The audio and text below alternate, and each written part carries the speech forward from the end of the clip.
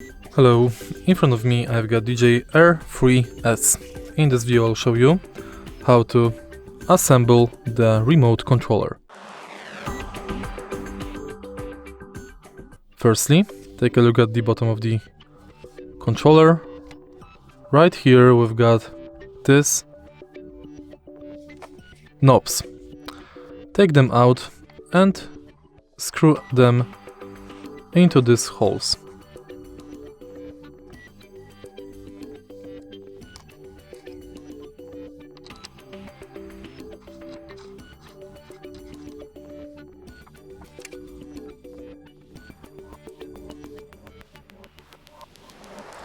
Next,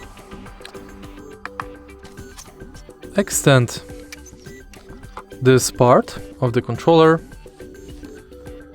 so you can install your smartphone here. You can extend it up to about 5 inches. Next, once your smartphone is attached, use those ports right here to connect it to your smartphone. And that's basically it. If you find this video helpful, please leave a like, comment and subscribe.